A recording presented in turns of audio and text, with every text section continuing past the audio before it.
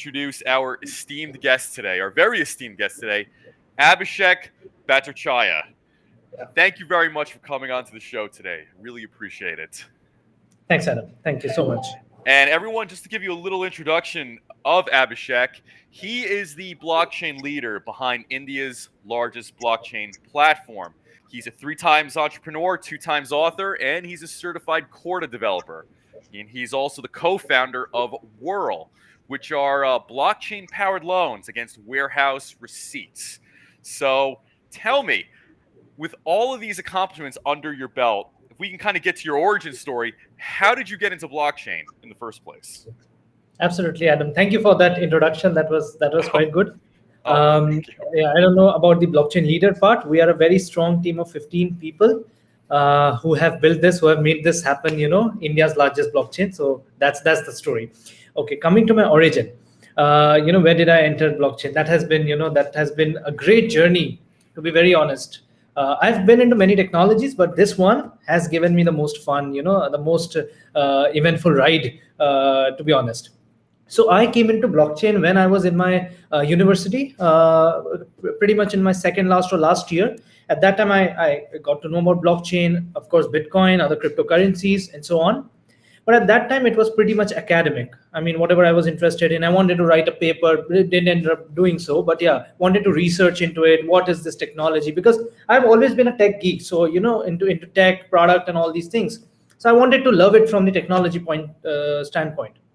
Later on, as I moved ahead, as I went out of university, and this was around 5.5, 6 years back, right? When I moved out of university, then just after some time, I got it was an happenstance that I got into a blockchain company, which was building really cool products. I mean, a blockchain from scratch with great throughput and great everything. And I think it didn't end up completing. There were some problems, but if it would have happened, then it would have been the first such blockchain again in India to be built from scratch. So that's the project we were working on. Then in addition to that, we were also into a lot of other AI and blockchain and all kinds of projects. So soon I got in further into it. I got into it commercially. I was building products now which affected, which created an impact in the real world. That's how I entered blockchain. And subsequently, I loved it so much that I just didn't end up building products in blockchain. But because I've been that kind of a person, interested in academics and all, I started writing a book. That was my first book in blockchain. My second book, but it was first in blockchain. And now 2 more are coming in 2021 itself. So that has been a ride as well. And then more and more involvement started happening because because of whatever I was doing in blockchain. I started getting invited into conferences. My best one, which I sadly could not go. My best one was back in 2019 when I got a chance to speak at Decentralized 2019 in Greece, and that would have been sharing the stage with Dr. Scott Stornetta and others. He's the father of the blockchain, right? And that time I was very early. That time I was not building India's largest blockchain platform. So that time it was like very new to the blockchain, just knowing it academically. So it was a very good boost, and that I understood that okay, this is the technology and I am fit for it. Let's continue in this as much as possible. And since then it has been a long journey. Building more products, changing companies, but sticking to the technology. And now eventually this one that we are doing right now, Adam, is we are building something truly impactful.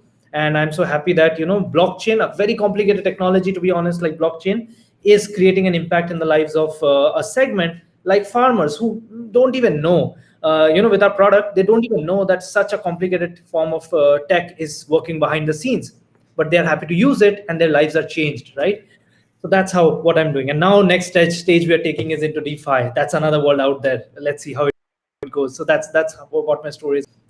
That's wonderful. And just for a little context, so India is being hailed as a sleeping giant for the blockchain space. Right. And it is perceived as probably over the next 5 to 10 years, India is going to be one of the biggest leaders in blockchain.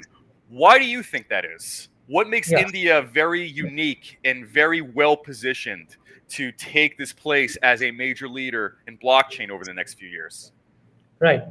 See, let's go back a bit behind as I answer this question. Yes. India as a market has always been not just coming up with blockchain, but anywhere else as well. India has been pretty much a very strong market for multiple kinds of products. Say for example, anything like a chat application like WhatsApp to Yeah. Facebook to other any kinds of software products. India has been a great market.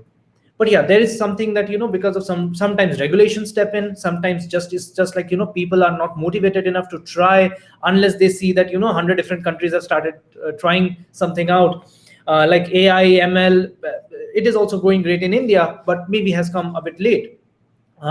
So blockchain also similarly. I mean, India has a great amount of what do you call it, potential or opportunities in the country. First of all, see, we have a lot of engineers. First of all, right, we are a very populated country, and over I think our current IT industry has over 2 to 2.5 million engineers at this moment, right now. But a very very small percentage out of that, I was just reading somewhere that hardly 1 in 400 out of those engineers are into blockchain right now.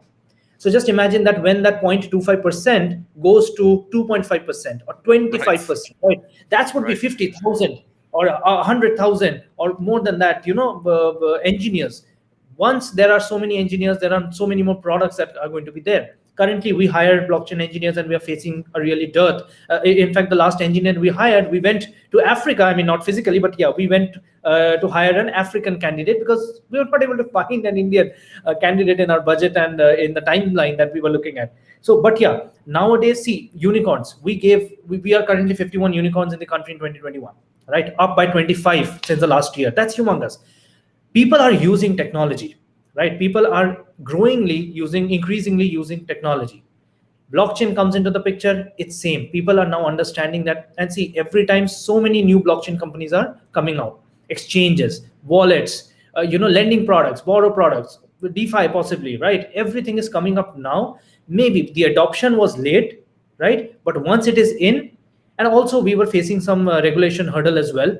I mean, there was confusion between 2017 and 19, 17 to 19. Adam, there was a lot of confusion because our Supreme Court, our central bank had prohibited our banks, all our banks, to deal with startups or companies offering crypto products, right? People took it as a complete unique blanket ban on crypto. People didn't Right. understand that much, or companies didn't understand. Also, some people were arrested, and a lot of things happened. So people usually fear all these things, right? Are very apprehensive Right. in that. When in 2019 our Supreme Court, our the top court, they lifted that ban and they said that this is illogical, this is not there. Okay, Right. let's lift that ban. Then things started happening again, right? And then started people, more and more companies again started coming out, which was totally cold in the last 2 years, 2.5 years. And now there are so many exchanges like WazirX, and then Right. there are, yeah, you must have heard about that. WazirX have come out with NFTs and all of that as well, and they're growing. And if you see the graph, they're growing humongously. Similarly, a product like ours, we are also getting a lot of traction. Other companies offering Bitcoin transactions or exchanges getting a lot of users. Now that is opening up, right? And I'll just give you an example, right? When cricket matches happen in the country, right? Cricket Sure. matches happen in the country, they're broadcasted. You can say millions of people watch that a single match at the same time, right? And then you place an ad, and it has grown in the last two series, or I think a couple of matches that I've seen, or maybe the last 20 matches I have seen. Bitcoin transaction and Bitcoin exchange ads coming up, from left, right, and center, right? Yes. Millions of people watching that. That's why the graph is going so much, and that's why you are seeing it as a sleeping giant. As turns, more and more startups come out. Matic, right? Matic has Matic. come out of. Yes. Yeah. It has become a huge company here. Coin DCX and all those things are turning to be unicorns. So yeah, this is what shows you that people are accepting technology without the fear of ban, without the fear of regulation. They are much more free to try out more and more new products. Maybe that's why we are also thinking of going into DeFi, because we know that now is the right time. 2019 was not. It was a time to do traditional finance. Now is the time to do decentralized finance. I think that's why it's happening. What's happening in India? A Wow. lot of potential. That's incredible. And as far as your flagship project, so you are now working on India's largest blockchain platform. Tell us the name. Tell us about it. Tell us its Sure. significance and its use case. I mean, obviously I know already, but I Yeah. think the audience is really going to want to know this, and I think it would be best if it comes from you. Yeah, absolutely. Thanks, Adam. So yeah, it's called Whirl. Pretty strange name. Sometimes people, they don't get the name. So it's like Whirl, WHRRL. It's like Yeah. warehouse receipt lending. There is a very, very simple reason behind that name, Whirl. It's because we are dealing in a lending product called warehouse receipt lending, right? It's a very, if I tell you, if I explain it to you this way, warehouse receipt lending has been one of the oldest lending products that's known to mankind altogether. It has been there since decades. Could you explain that process, warehouse receipt lending, just to give more Absolutely. context as far as your project? Sure. Thank you. Definitely. That's what we do the first thing. So here, what warehouse receipt lending means is that it's a very simple process, and it's not something we came out with. It's like since decades. We just brought in a new technology, blockchain, into it, and we revolutionized it, in one step, right? Right. So what the warehouse receipt lending is all about is a very simple 4-step process. First of all, let's take an example. It's best with an example, right? An example everyone can understand so easily. Let's take an example of a farmer, right? That farmer has just harvested, say, 1,000 quintals of rice, right? Now they have two options. They can either take that rice and sell it in the market right then and there. Why we discourage doing that is because any market, I can take your market, I can take my market, my agricultural market. We have seen other countries such as Australia, where we are currently venturing into. We're just not restricted to India anymore. So last time we discussed, and between then and now we have almost stepped foot into 4 different countries, right, in markets. So I'll come to that. So Australia, Indonesia, Singapore, and the Colombian market in South America. We have seen all these markets, right? Africa, we have seen these markets. At that time, right after harvesting, if that farmer, whom we took as an example, if he sells his 1,000 quintals of rice, he'll get pennies on the dollar. That's what the prices are, the bottom lowest, right after harvesting. So what happens after 2.5, 3 months, those prices are much, much, much better. How much better? In India, it's like 30 to 40%. In places like Africa, now in places like Africa, it's like 3 times. It's like 300%. Right? So why would a farmer who's getting 300% just after 2.5, 3 months, and that too on crops which don't get spoiled, don't need cold storage, don't need additional care, why would they sell it right after harvest? So that's why we encourage them to don't do that. Avail this warehouse receipt lending process, right? So what do you do to avail it? You basically take it to a partner warehouse, to a nearby warehouse. It can be government warehouse, government owned. It can be private warehouse, just a dry storage warehouse, right? Store your 1,000 quintals rice there. You'll get something called a warehouse receipt. So that's what WHR is all about. Warehouse receipt. In return, you take it to a bank, and you get loan against it up to a certain value, usually 60 to 70% of the total value. That's the collateralization ratio, right?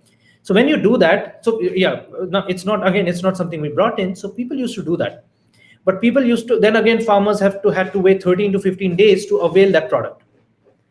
Right? Again, these are smallholder farmers who do not even have a couple of hectares of land. They are not very well to do. They need money to get their children educated or married, or for household expenses. Right. They need it. That's why they've been waiting 2 to 3 months for harvesting to happen. So that's why with our with our presence in the picture, when we came in the picture, we brought all of it on blockchain. That receipt I talked to you about, that now is generated on the blockchain. Right? And that is instantly accessible to every stakeholder in the network. And we brought all stakeholders together, which includes the bank who's going to give the loan, the government warehouse, say, for example, the government entity who has the warehouses, any third parties whom the bank may ask to, visit the warehouse and see the commodities physically to ascertain that before giving the loan, that whether everything is fine or not. All of these entities, the borrowers, we brought onto a single platform. We've aggregated them. Right? Wow. And this decreases the time taken, the turnaround time, from 15 days to less than 5 minutes. It's a real-time loan now, right? And it's for the first time it's happening in the lives of a farmer, like the example we took. Then anything else it is there real-time on blockchain. Every time someone wants to fetch that receipt, it is not fetched from a database. It's fetched from live in real-time from the blockchain. So the bank knows that right now I can give loan on this receipt because, first of all, it is not fake or forged. It does not have a multiple loans happening, like it does not have a loan pre-existing on that receipt from before, which is a major cause of fraud in this particular segment, is because someone takes a loan from one bank, takes that receipt and takes it from another bank, right? Multiple loans. Right. It's like, or sometimes, something very, very, very stupid is that eventually you find out that the lending on against a particular warehouse, the deposits in a particular warehouse has been like 4 to 5 times the capacity of the warehouse, right? Does not make sense. This is called ghost collateral, lending against ghost collateral, right? Collateral, All yes. of these are major issues, which is not just in India. In fact, every year, 2013 Qingdao scandal, then 15 NSCL scam in India, then in 2020 as well, 19 as well, almost every other year, big banks like Standard Chartered, Citibank, ICICI Bank, all of them have faced billions of dollars in frauds, not thousands, not millions, billions. Absolutely. Now that's one of the reasons why I would love to share that. Nowadays we have spoken to almost every major bank in the country, and no one has said that no, this is not a problem that we face, or let's not use blockchain. These were the two fears that we had, the apprehensions that we had. But not a single bank has said that let's not use blockchain. They are very accepting, they are very inviting of blockchain right now, and they are all facing this problem. So they know that we have tried for decades, we have not been able to solve it via standard technologies, legacy technologies. So let's try out blockchain if they're saying that it solves the problem. So that's what warehouse receipt lending is all about. So that's what the concept is. That is incredible. And just a rough estimate, how much of India's GDP comes from agriculture alone? 6.5%. Okay. Approximately 6.5%. Yeah. And sometimes what, 50%. Right. And as far as major crops, what are its exports? I believe rice, you said, was one of them. Yeah. So rice is there, maize is there, and wheat should be there, right? Sugar should be there. Sugar? Wheat, Okay. wheat. Sugar should be there. These are few that come from the top of my mind. Others, I may need to check, but these what are coming from the top of my mind. That these are there, which are exported a lot. That is incredible, especially timing and the type of crops are very, very important when it comes to storage and managing surplus. So you're not selling products at a consistent loss. So, right. Liquid, very liquid. Yeah, they are very liquid. Yeah, very, very liquid. So this is a very, very ambitious, incredible project. And I think for anybody who's in the crypto space, we have a lot of entrepreneurs, a lot of startups coming up. So, in your journey doing this, what were some of the obstacles you faced trying to get this off the floor to begin with? Because I would imagine you've probably met a fair amount of detractors along the way, and maybe even potential investors who may have been dismissive of such a large, ambitious project. Yeah, that's a very good question. In fact, we faced a lot of problems along the way since our presence has been for the last 2.5 years. And the first problem is that these sales cycles are very, very long. What sales cycles for us? We are a B2B2C company, right? So primarily our customers are banks whom we sell the product to as a platform, as a service, right? So banks, even though not a single major minor bank has told us that this is not a product that we need, or we think that we have a problem that it solves, but whoever we are in discussions with have gotten converted after 8, 10, 12 months of discussions, right? So huge sales cycle. On the other side, there are government-owned warehouses. The government is famous for being long in its sales cycles, in its discussions, right? So both our pillars are very, very long sales cycles, which have been difficult to convert. So that's why, for the first 1 year, we had not a lot of transactions on our system. But yeah, the potential is immense. That's why we stuck through. We did not quit, right? Because we knew that the moment we convert one of those government warehouses or entities, or those banks, immediately the transaction would start flowing in. That's why starting from just last year 2020, we waited quite a few months just to get these on board, right? And we were just developing our platforms, investing our money heavily, because we are a bootstrap startup. We have not raised a single dime of external funding yet. Now we are going the decentralized route way, and we are doing a token sale. So now it's straight to that. No VC funding yet, right? And we were pouring in money. We were making sure that we develop the product very, very, completely foolproof. It's a great product. We have individual products for every different stakeholder. We have a product for the farmer, the traders. We have a blockchain explorer. We have an entire blockchain quorum network. Everything is a huge platform that we built without even having good amount of transactions before. But we had a trust. The moment the first few warehouses came on board, then it grew to a total of 1,400 warehouses on the platform right now.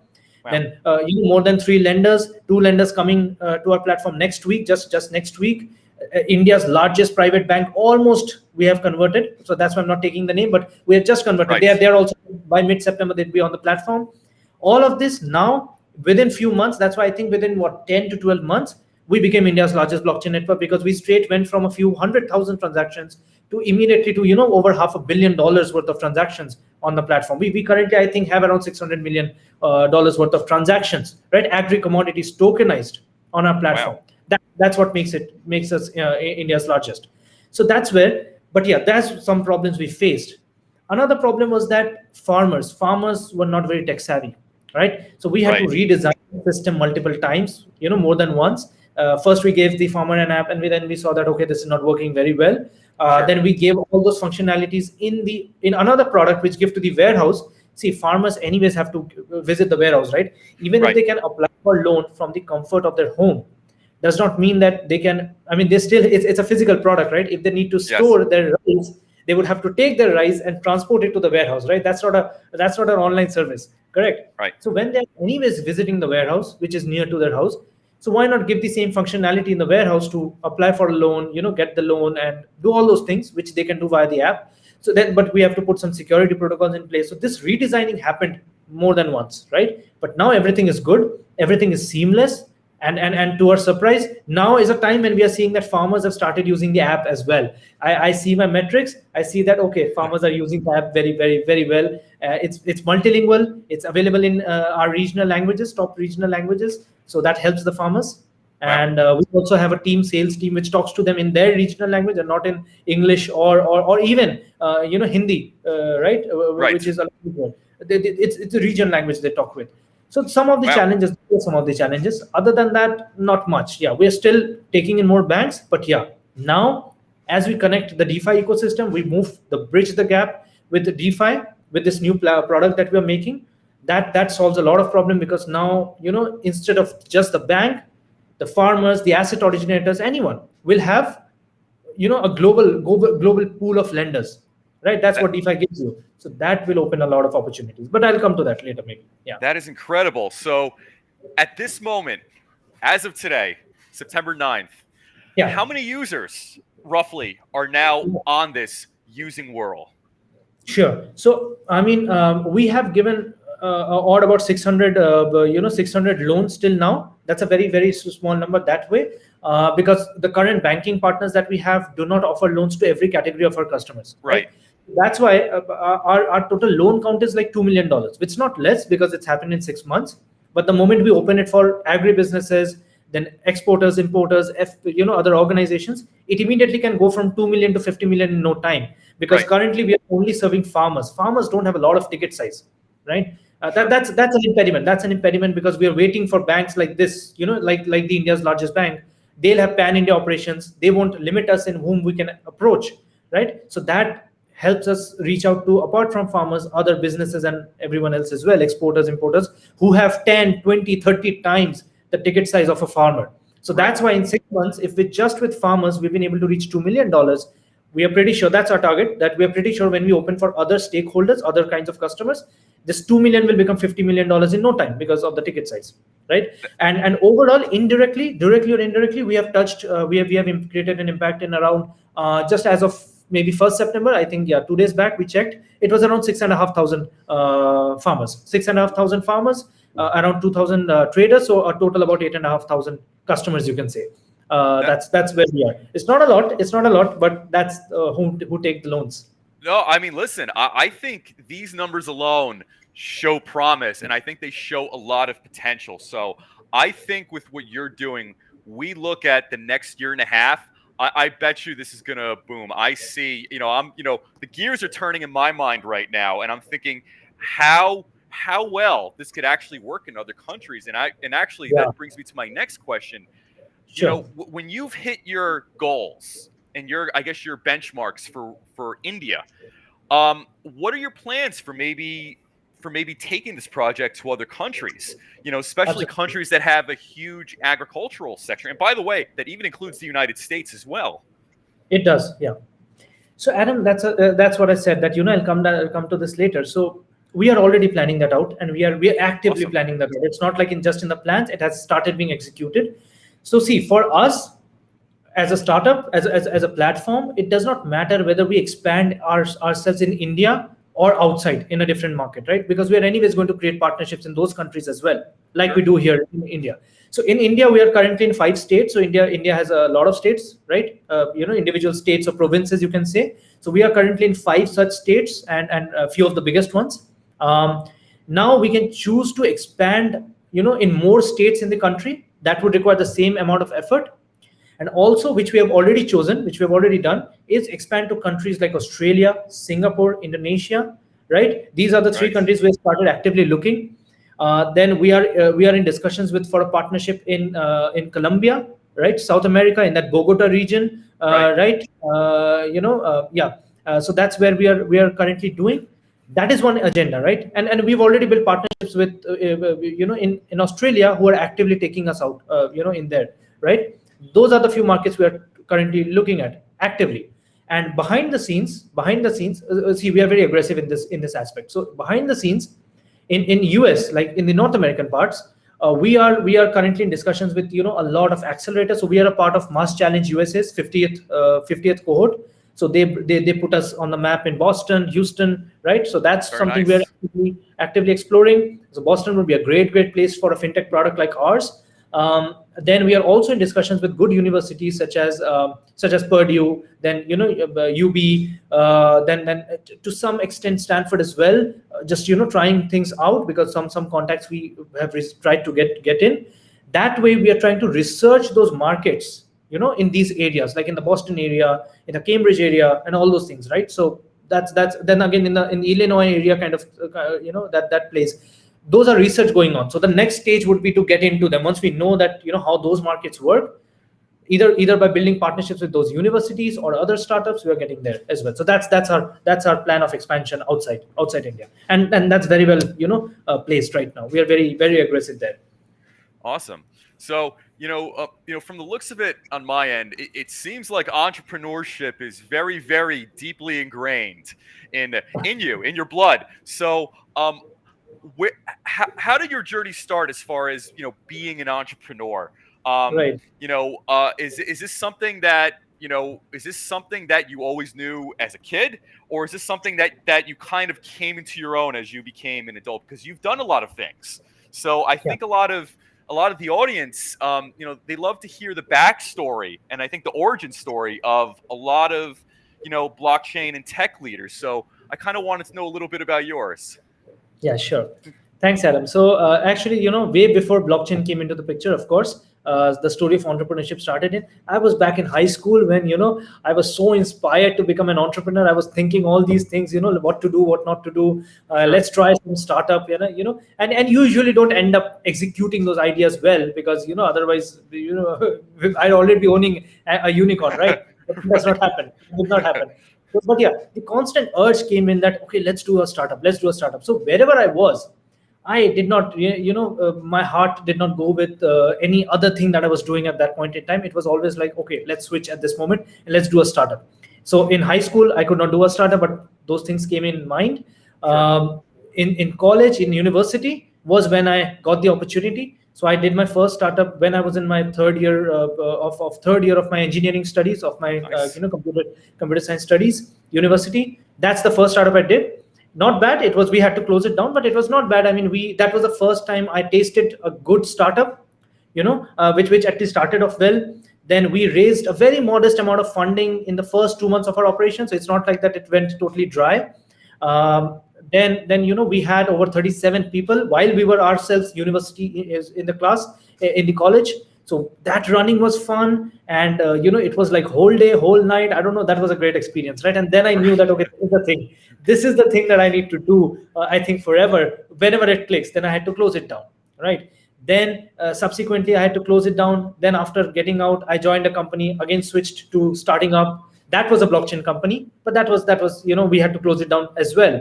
1.5. Both these startups were 1.5 years long, right? And then again, I joined a very good company. I learned a lot there. So it's like a unicorn in India. So I was handling an important product there for 1 year. Then again that inside insect in my brain started again. That okay, Sure. this is the time, let's go to entrepreneurship again. And then world came into the picture. So Adam, I was always very, very motivated about two things. Number one was, and that's something, touch wood, luckily I'm doing right now. Number one was the entrepreneurship. Since back then, even before I entered university, I was like, wanted to be an entrepreneur. And secondly, I wanted to teach people. I wanted to create an impact, right?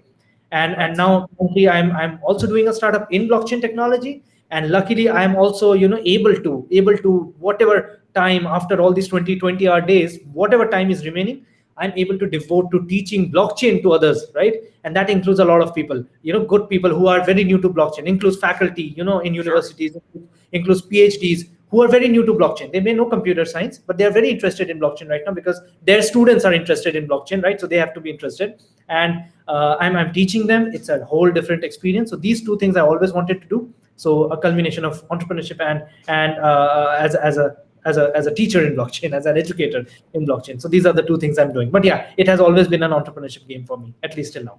That's incredible. Now I'm the kind of person who loves to go through and read a lot of books, and in fact, I have numerous bookshelves with probably hundreds of books over a range of different topics. But I wanted to know from you: were there any particular entrepreneurs or business leaders that inspired you, or gave you some sort of passion or influence or ideas as far as pursuing what you wanted to do, and kind of put the fire in you to kind of say, hey, listen, Abhishek, you can do this, full steam ahead, Sure. So it's every entrepreneur story. I think that first of all, they get inspired by people whom they will never speak to, I guess, right?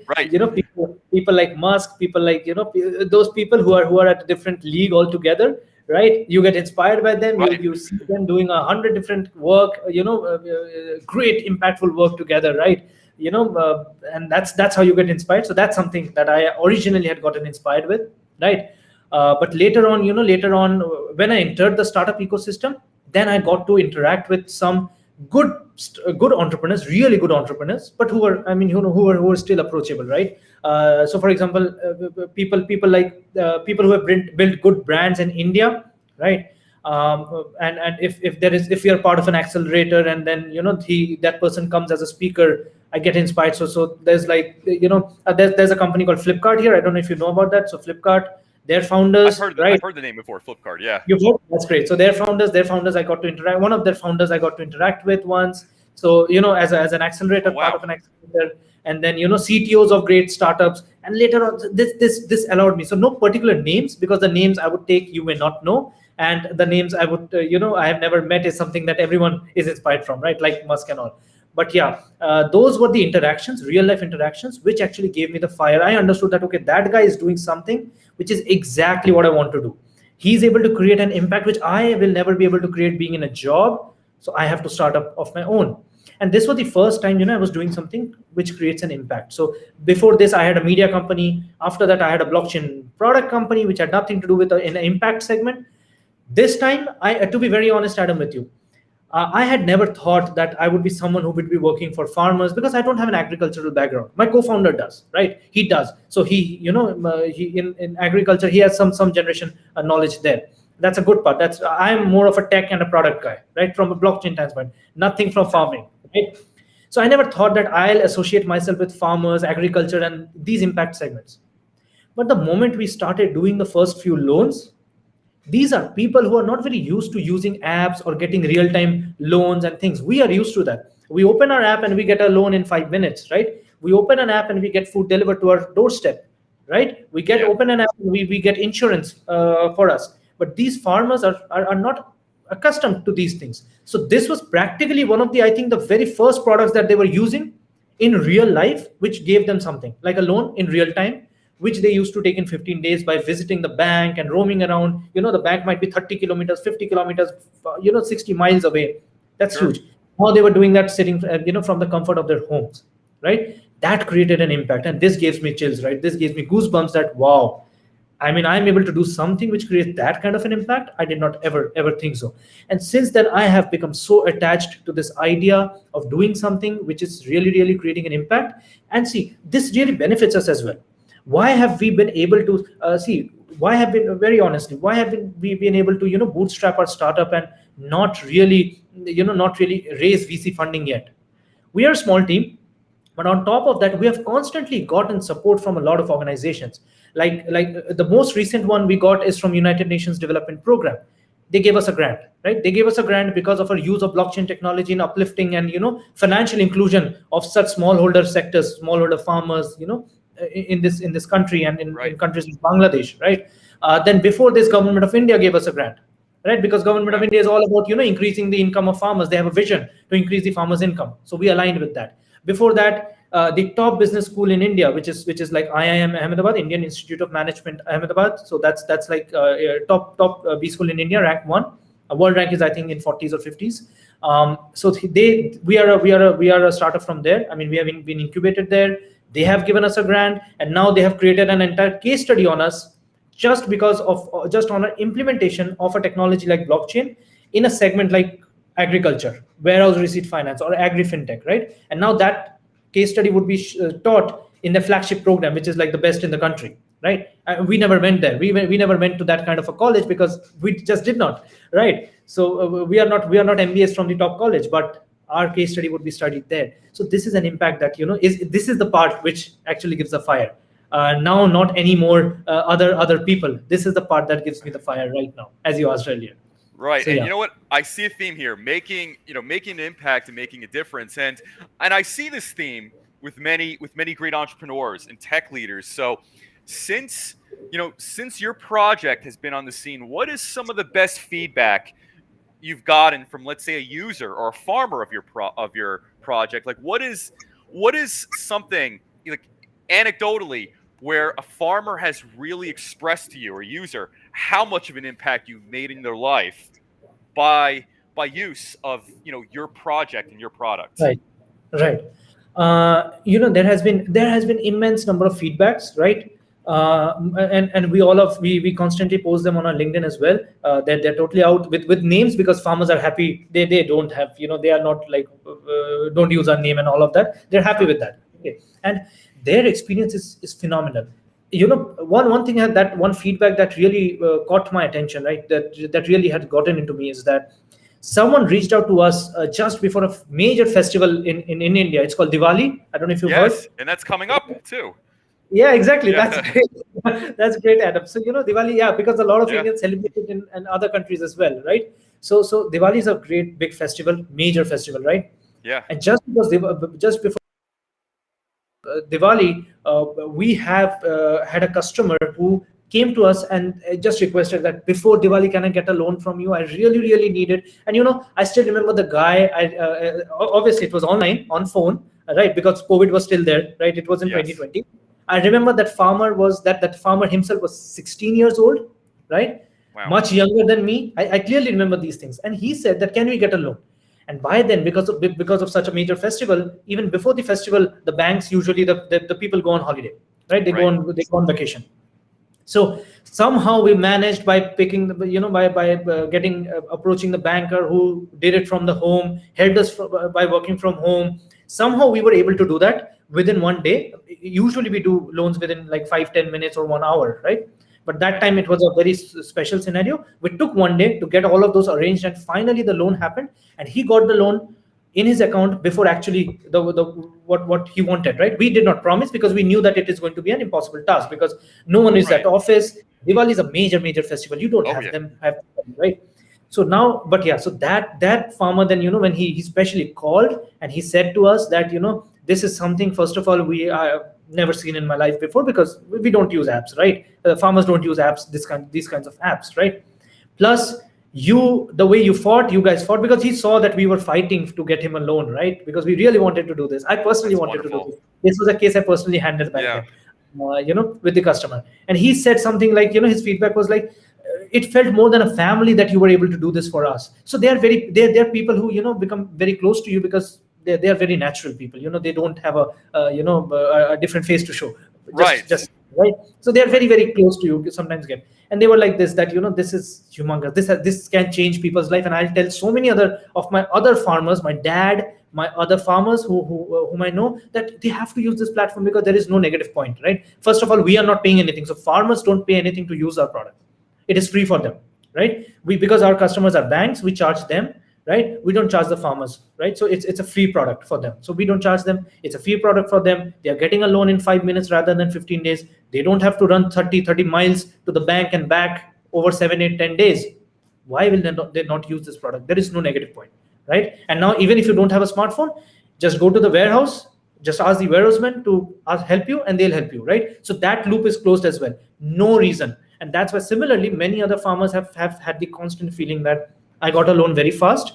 I'm Wow. very happy with the process. And in the regional language, they gave us the feedback. But yeah, we translated that to English and on a LinkedIn. But they were like that, we will tell others about this because there is no doubt that this is a good product, right? And they don't have to pay anything, right? It's not like they'll compare our cost with someone else. First of all, we don't have a competitor in this space at this moment, right? No one offers this kind of a comprehensive solution to farmers, right? And secondly, we are free for them, so they don't have anything to compare. That okay, let's not go with them, go with someone else, right? And we are already providing them the best they can get. So great feedback, truly heart wrenching feedback. I mean, they touch heart a lot. Yeah. Yeah, because I can imagine this. As someone who's also in the blockchain startup game, you go through periods of time where you're almost running on fumes. You feel like you're working constantly, and then every now and then you get that great little piece of feedback. I think that kind of reignites the fire, in you. Like, okay, you know what? Let's keep going forward. This is working, and I think it's the right kind of positive feedback to reassure you that what you're doing is the right thing. And what I want to know from you is you're also an author as well. So tell us what you have in the works. Sure. So, in the past, the most important book that I brought out was when I understood that, okay, blockchain is not just about blockchain. It is all about, if someone wants to learn from scratch, he has to first know technology like cryptography, right? Cryptography and then blockchain, and a combination of both. So that was a very important book, and I'm lucky that that book got published by Asia's largest IT publisher. They're Asia's largest in IT. So they published it, and that book is like that's quite a lot. I mean, that's like I think 310 pages, 310 or 20 pages. Okay. And half of it is like cryptography, half is like blockchain, and I've got really good reviews on that book as well. That nice. It has people. The next thing that I'm bringing on is like it's still in the work. Still in discussions with the publishers, a bit slow process there because these are 20-hour days, 22-hour days that we have to do. Right. You know that, right? You're an entrepreneur. You would know that. So there is nothing, right? This is the life we choose, and that's the happiest part. That's the happiest part. I think you'll agree, right? Yes, it is. It is the life you choose, and it is the ultimate freedom. And it doesn't. You know what? I think when you're doing this and you're working for yourself, there's no sense of looking at the time or looking at your watch. You do it until it gets done, and you feel good about it. Even when you're exhausted, you feel good about it. Absolutely. I mean, see, when we were setting this up, it's like 11 p.m. for me. Right. My best time was to request you for 11 p.m. or here at this time, because so that there is no conflict or anything like that, right? This is the time when we can speak freely and all. So that's great. That coming back to the point that the book is going a bit slow because there is no time, to be very honest. But yeah, when that comes out, so two are in order. Two are coming out in 2021. At least one of them are already done. That's by Springer. That's with Springer. I don't know if you've heard. So Springer is like Springer is a leading publisher. I've heard of Springer. By any chance, could any of these be found on like Amazon or some of the other maybe? Absolutely. The other book is completely on Amazon, across all stores, not just India, US, Australia, England, everywhere.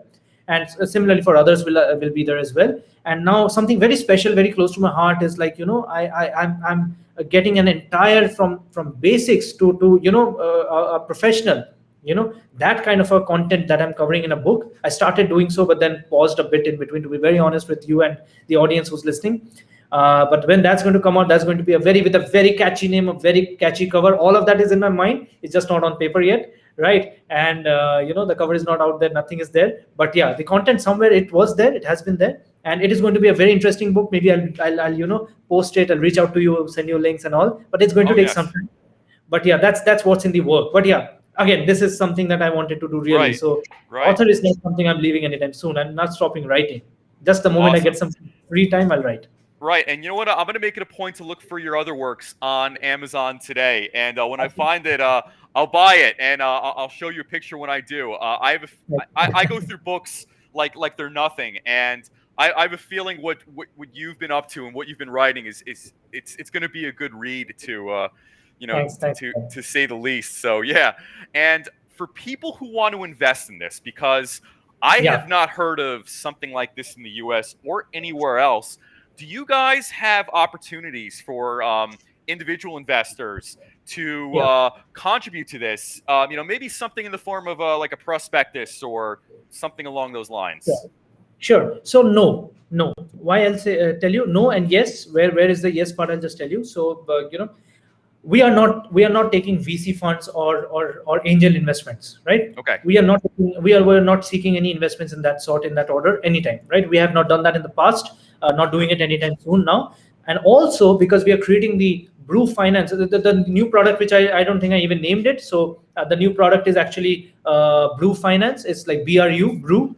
Yeah, Okay. Brew Finance. Brew Finance. It's just like BRU.finance, Brew.finance. So we are launching that out, and that is where we are about to start a token sale as well. So that's Okay. where an individual investor would come in. Very, very soon we're going to run. The website is live, but the white paper is still being done, right? The product is ready and live on testnets. We are about to going to put that on the website as well. So the product is ready, right? The product is Awesome. quite ready. Not mainnet ready. The mainnet ready would be maybe in the next 2.5 3 months. That we're going to take time. Like that's very, very important, right? But the testnet, just not just single testnet. We are already, so we work on a quorum blockchain network. And now in the traditional finance business, the world platform, which we've been discussing, right, since so much time, we are connecting that with this DeFi platform, which is going to run on Ethereum. So we are already on the testnet of on Ethereum Ring-B. We are on Binance Smart Chain, and we are also on Polygon's Mumbai testnet, right? So Awesome. all these three testnets, we are there together, and that's done. That's ready. That's working. In fact, not just working, we have won, I think 3 hackathons till now. So we have won 3 hackathons till now. One for Polygon Track, one back then it was, I think, ETH Denver. ETH Denver You is won 3 hackathons. already That is with awesome. yeah, so that product is already ready to that extent that we won 3 such hackathons, right? Yes. In February itself, that was there in February itself, and we just won 15 days back. There's another Ethereum hackathon we won. So that's product is ready. Now token sale is about to begin by I think mid September or 20th. Let's say 20th September. We will be out with a white paper and hopefully. Perfect. And that's when individual investors come in, and because it's DeFi, and then it's like token sale, and which is going to culminate to an IDO and an initial DEX offering. It's all for cross border, anyone who wants to invest, and that's the opportunity that I think people should be looking out for. And now we are the only platform, Adam, that is going to have such a strong backend, such a strong traditional finance backend, Right. already in the last 2.5 years. No one is doing that. By the way, what we are doing is real world assets and lending and DeFi against real world assets. You know that DeFi Yeah. currently is against cryptocurrencies, right? Crypto assets or some hardly 1%, 2% are on synthetic assets, right? Tesla Right. indexes, all of those.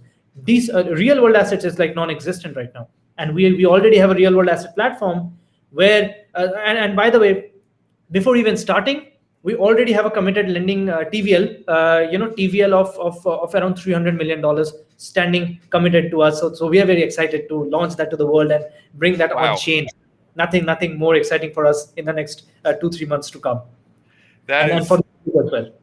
That is incredible. Now I'll be keeping tabs on this, but please Sure. send me a reminder of the ICO, because I would definitely like to get in on this. I see an incredible amount of promise, in this project, and I'm very much looking forward to seeing, how great this is going to go. And I wanted to know from you, what is your personal philosophy? What is your inner compass? Now, I know this kind of goes along the lines of some of the questions I asked before, but what is your own unique philosophy or guiding principle as you, whether it's, writing more scholarship and writing more books, as you further pursue the goals you want to do with Whirl in your projects? What is something you can tell upcoming entrepreneurs, especially today in 2021 with this COVID-19 pandemic? What is something you can leave those people with? Absolutely, that's a good question. And I've been listening to these answers from so many other people while starting my journey back then. And I Sure. hope I see that there's such a long journey still to go. So I still do that, from a different league of people. But yeah, if I can answer that question, capable of answering that question. So that is basically my personal compass has always been, now it's in the last 2 years, to be very honest. Not before that. It was not before that. I did not have an idea. It's in the last 2 years it has been like to create some really really good value in the economies, right? In the economies that I touch, that I interact with, right? In any form, right? By building a startup, by building a platform which is creating such a massive impact that people likes of UNDP are getting interested in it. That gives the push. That what triggers my compass, right? then Sure. then if I'm teaching people, writing is fine. Writing takes time, but teaching is like immediate. I can do it on Sunday, right? On a Sunday, just I can do that. It's very So natural for you. it's very natural and I love it. I mean, even if I'm health tired, I have seen that when I switch on the camera and I see as in, I mean, at least I see that my Zoom is showing Sure. maybe 500 or 600 odd people. I just am so enthralled that I can go on for the next 3-4 hours without even taking a single break, but I have to give a break. But Right. yeah, so that is another value that I believe I'm creating. Why? Because see, so I'm a visiting faculty with some of the good Right. colleges here, right? Quite a few top colleges. I got the opportunity, and I definitely wanted to take it because this suits well with me. And doing that, I'm able to see I interacting with them now. My courses there would run for the next 2 to 3 years, right? Even if those are recorded courses, because courses in 2-3 years, I think blockchain again technologies would change, Sure. like they are changing every day, but the core concept will not change, right? So now this gives me a feeling of a great impact that people for the next 2-3 years would be learning from my content. And also the classes that I take live, for any university or for anyone, right? It's mostly universities, right? Not others. Because these are not paid, to be very honest. These are not paid. These are completely free courses, so there's a limit of time. And also, Right. so that's all. But yeah, these are pretty long, 3 hour 4 hour standing and giving the lectures. But yeah, this is an impact I'm able to create because so many people are learning, and everyone wants to get into blockchain right now. You said now that India is a sleeping giant, right? I Yes. can feel that. I can tap the nerves of the country because I am teaching people, loads of people, almost very very intermittently. And I can see that so many people from across sectors, any sector, are getting interested. People who may have worked for 17, 18, 20 years in their life already, now switching to blockchain. People who are students who are like in their first year of college are switching to blockchain. Faculty who may have done a PhD in computer science and engineering for maybe 5-6 years, they are like great people in computer science. They are now trying to learn blockchain. So a lot of people from diverse backgrounds are learning Yes. blockchain. That's an impact, right? So this kind of a startup, that suits my moral compass. Then this kind of an impact that really drives me. So these are the few things that I do. Why I write is because that's actually generational. My past generation have seen writers, good writers in the Awesome. country, pretty popular writers in the country. Yeah, on which even movies have been made in Bollywood in India. So yeah, Wow. so that's in my We'll have to talk more offline about that. It's very absolutely. interesting. Absolutely. So that's where I knew that everything else I do, I have to continue this, right? Right. I The have to writing. Absolutely. yeah. That's So that's incredible. it. So yeah, for an entrepreneur, Adam, to be very honest, what I did was I just chose. I was lucky, after at least so many iterations, failing Yeah. twice, failing miserably twice. See, when I'm right out of college, I don't have a lot of bank balance, right? Hardly few months in a job, and then I start up again. So it's pretty much everything that I have. I've applied to my startup twice. So I've exhausted my bank balance exactly twice till now. Okay, this time starting up was a very very difficult decision because failing twice and then Right. again. And then in India you have to I stay, sometimes I'm very close to my parents, and Right. every life decision has to be with them. It was the most toughest, it was the toughest to But yeah, expectations are very traditional still, I would imagine, right? to some extent, yes, Of not in success, my of, family. of success anyway.